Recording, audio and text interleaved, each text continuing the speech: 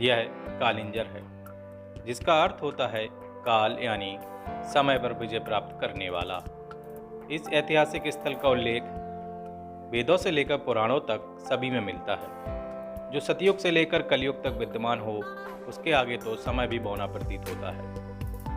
तो नमस्कार दोस्तों, मेरा नाम है ब्रज और मैं आप सभी का स्वागत करता हूं हमारे अपने YouTube चैनल अद्भुत जर्नी में। आज के इस वीडियो के माध्यम से हम कालिंजर के ऐतिहासिक किले का भ्रमण करेंगे।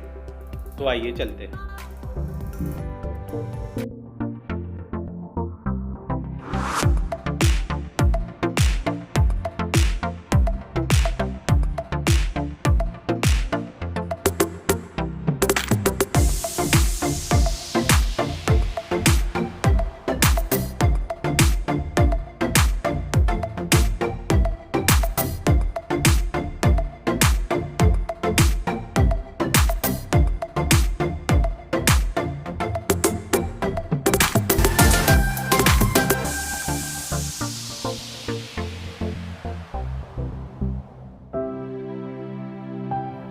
विश्व विरासत स्थल खजुराहो से लगभग 105 किलोमीटर की यात्रा करने के बाद हम आ पहुंचे हैं कालिंजर के किले में। उत्तर प्रदेश के बांदा जिले में स्थित यह ऐतिहासिक स्थल युगांतर से विद्यमान रहा है। इसे सतयुग में कीर्तिनगर, त्रेता युग में मध्यगढ़, द्वापर युग में सिंगलगढ़ और कलयुग में कालिंजर के नाम से जाना जाता है।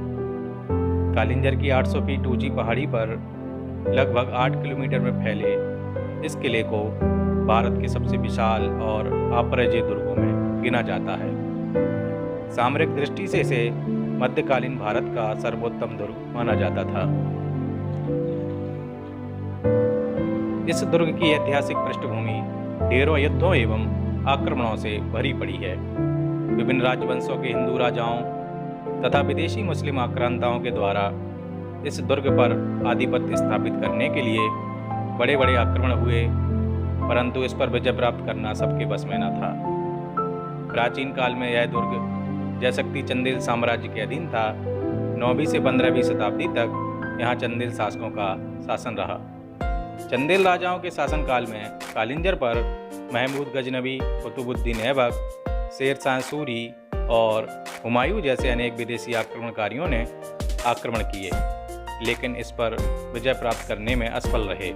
इस दुर्ग पर अधिकार हेतु चंदेलों से युद्ध करते समय हुक्का नामक आग्नेय अस्त्र यानी तोप का गोला फटने से शेर शाह सूरी की मृत्यु हो गई थी। मुगल शासक अकबर ने इस दुर्ग पर अधिकार कर इसे बीरबल को उपहार स्वरूप दिया था। इसके बाद औरंगजेब के शासनकाल में बुंदेलखंड को मुगलों से आज़ाद कराते समय बुंदेलखंड के महाराज वीर छत्रसाल ने औरंगजेब की विशाल सेना को पराजित कर इसे अपने आधिपत्य में ले लिया और मंधाता चौबे को किलेदार नियुक्त किया। कालिंजर शब्द का उल्लेख तो प्राचीन पौराणिक ग्रंथों में मिल जाता है, किंतु इस दुर्ग का सही उद्गम स्रोत आज भी अज्ञात है। जनश्रुतियों के अनुसार इसकी स्थापना चंदेल वंश के संस्थापक चंद्रवर्मा ने की। हालांकि कुछ इतिहासकारों का मानना है कि इसका निर्माण केदार वर्मन द्वारा कराया गया था। कलयुग में कालिंजर के किले पर सर्वप्रथम उल्लिखित नाम दुष्यंत शकुंतला के पुत्र भरत का है। इतिहासकार कर्नल टॉड के अनुसार उन्होंने 4 किले बनवाए थे, जिनमें कालिंजर का सर्वाधिक महत्व है। प्राचीन काल में दुर्ग में प्रवेश के लिए 7 दरवाजे थे और ये सभी एक दूसरे से भिन्न भिन्न शैलियों में अलंकृत थे। वर्तमान में इस दुर्ग में जिस द्वार से प्रवेश किया जाता है उसे बड़ा दरवाजा कहा जाता है। इस दरवाजे के पास भारतीय पुरातत्व विभाग का टिकट काउंटर है। यहाँ से टिकट लेने के बाद हम सीधे रानी महल पहुँच जाते हैं। जर्जर और वीरान हो चुके इस महल में कभी महफिलें सजा करती थीं।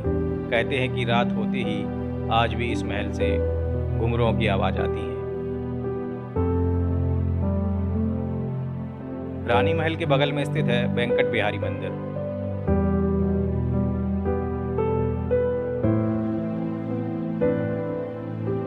इस मंदिर की एक सबसे बड़ी विशेषता है कि इसके गर्भगृह में कोई मूर्ति स्थापित नहीं है।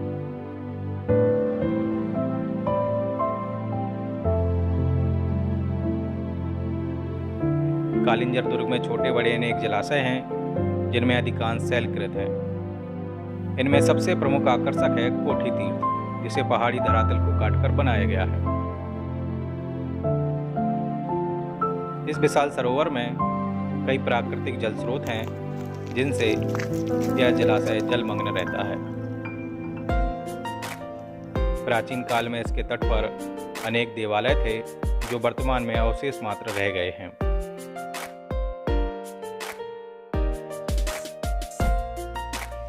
तालाब की दीवारों पर देवी देवताओं की अनेक मूर्तियां एवं शिलालेख मौजूद हैं।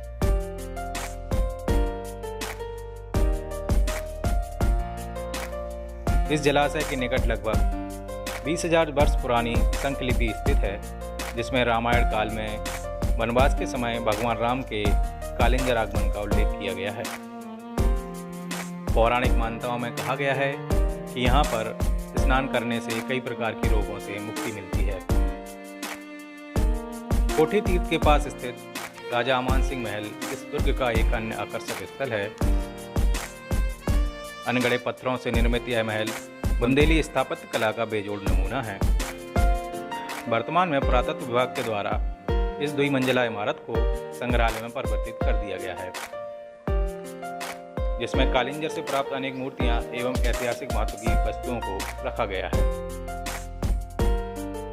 इस दुर्ग का एक अन्य आकर्षक महल है रंग महल, जिसे देखने पर यह मुगल कालीन प्रतीत होता है।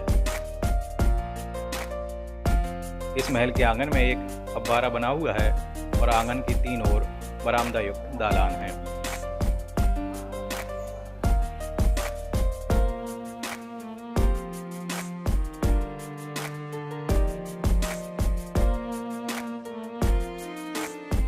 रंग महल का भ्रमण करने के बाद हम आगे बढ़ते हैं और मृगधारा नामक जल स्रोत पर पहुंच जाते हैं।